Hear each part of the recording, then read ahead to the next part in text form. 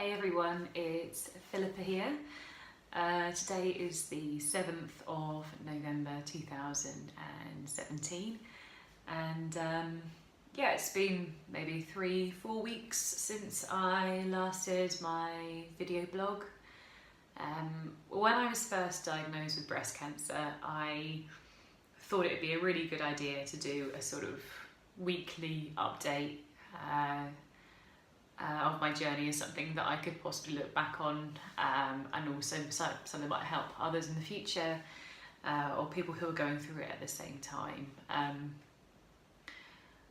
And although I wanted to do it every week,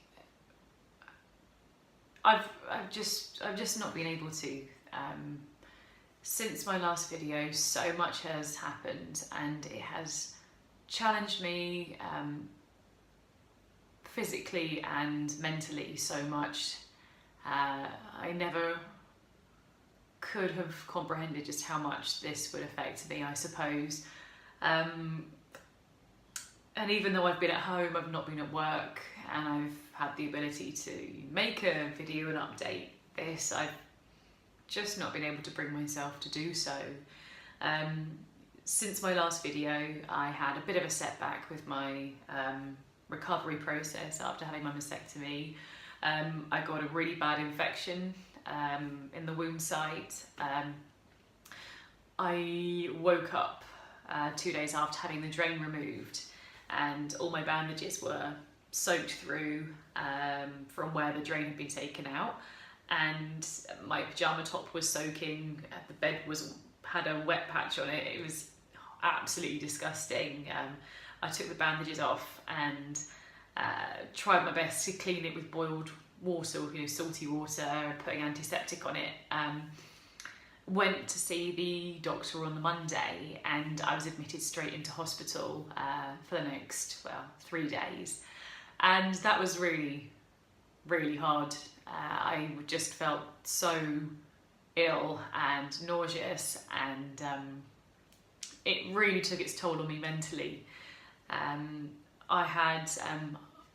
went straight in for intravenous antibiotics to try and kill the infection that had developed. I mean, the whole area of my breast was red and very sore. I mean, before I went into the hospital, I was able to, if I put pressure on it where the stitches were, I was able to just express liquids from that area, like fluid would come out. It was just so horrible. And the second day in hospital, I went into theatre, and they obviously put me to sleep, but they opened up all the stitches again and cleaned it all out and had to sew me back up and put a new drain in. And yeah, it was a real setback, and I was in a lot of pain and discomfort. The way the drain sat this time around, you could actually see it under my skin, and it was causing bruising and lots of red marks, and it was quite angry. And the next 3 nights, actually, after having the drain fitted, I couldn't actually lie down. The pain in my chest from just the way it sat, I actually sat up sleeping against the sofa, sort of like that. So it was a bit exhausting. That being said, I got through it, but for the next, it's just been really, really hard. Staying positive mentally has been really, really difficult. I've not been answering messages, responding to emails, or picking up phone calls, or wanting to do anything really. I have started to try to be a little bit constructive. Obviously, Christmas is not too far away. I tried knitting. That didn't go down so well. I got my patience wore thin, and I ended up, I would have turned green and turned into the Hulk if I hadn't just put the needles down. So knitting is not for me. I have got a sewing machine out and tried making some little bits for Christmas. It took me about 40 minutes to thread the sewing machine, but I managed to sew some little triangles and make some bunting, and I'm making little stockings as well. So I'm just trying to do things to keep me occupied and just take my mind off things at the moment. I saw the oncologist yesterday. The appointment had been put back because of the infection and being in hospital, so that was postponed. So I had a really in-depth chat with the oncologist yesterday, just to really get on with the next steps and ask some sort of, get some more answers, I suppose, and some more clarity on what the situation is. And it was pretty heavy going. With the type of cancer that I've got, I asked, you know, what's the reason I need the chemotherapy. He suggested maybe I had radiotherapy afterwards. And so I really probed the reasons why, because as far as I was concerned, you know, they'd taken the breast tissue, obviously, and 20 lymph nodes, and none of them had come back as, the lymph nodes had come back as completely clear, apart from that one sentinel lymph node they took. And so in the end, the doctor said, you know, if you want, I can give you some statistics. You know, these are obviously ballpark kind of figures and things, but we can give you an idea of, you know, your probabilities or the cancer reoccurring, etc., if you like. And I said, well, okay. And according to, you know, statistics, and I guess it depends how you want to interpret them, but with no further treatment, my likelihood apparently of living until I'm 39, so another 10 years, without any further treatment is 23%. And it's so hard to comprehend. You just think, how is that? You know, and it's, I suppose it's 23%. I could be in that 23%, but it's less than a quarter, and you just, it's a lot to process. And the reason being is, although there might not be traces of it right now that they can detect, they don't know if it's going to manifest elsewhere, and it's a high chance that it will. So the plan of action is to give me 6 sessions of chemotherapy. I've forgotten the name of the drugs. They're on some paper lying around somewhere. But 3 sessions, so it's every 21 days, having 1 set of drugs, and then 3 sessions every 21 days of a different chemotherapy drug.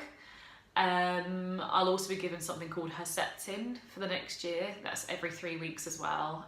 It's an injection, and also estrogen blocking tablets for the next 10 years. So with estrogen blocking tablets, hopefully that doesn't mean I'm gonna grow a beard. I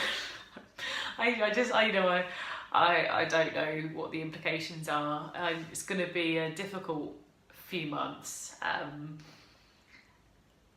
The oncologist said that with the drugs I'm going to be given, there's a very, very, very strong chance of me losing my hair. He just said, I'm going to be completely honest, the ones we're giving you, you are more than likely going to lose all your hair, eyelashes, eyebrows, everything.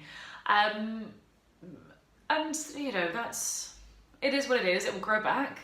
So I have booked a haircut for Thursday, so that's in 2 days' time, to get a pixie cut. I'm going to donate my hair. I need to get that organised, so I got the envelope and everything to send it off. I think I'm going to do the little princess trust.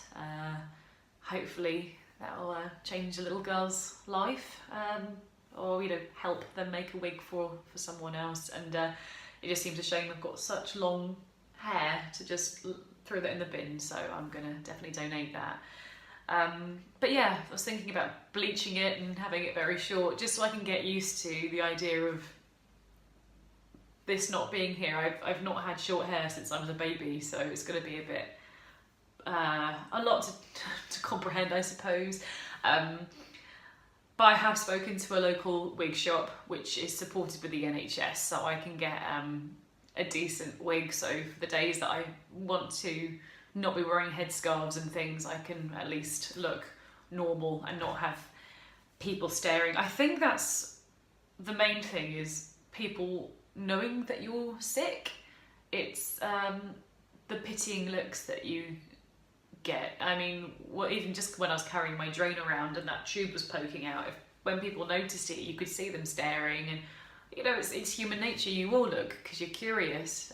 But I suppose that's going to be, you know, I'm just going to have to deal with it. You know, lots of people do, thousands of people do, and I just need to get my head around it for now.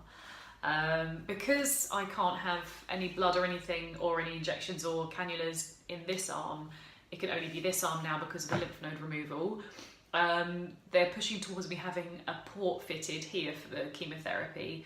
Reason being, if they put in the PIC line here, or I think it goes here, I'm not sure, to administer it, it can make your veins deteriorate, and I need those veins because I don't have many others where if I need to go into hospital because I've picked up an infection while going through the chemo and stuff, they need to be able to get to me quickly. So they are going to put in a port. I think it's a short surgery. It will leave a line scar eventually, but it's like almost like a little button under the skin where they can just administer it straight through there.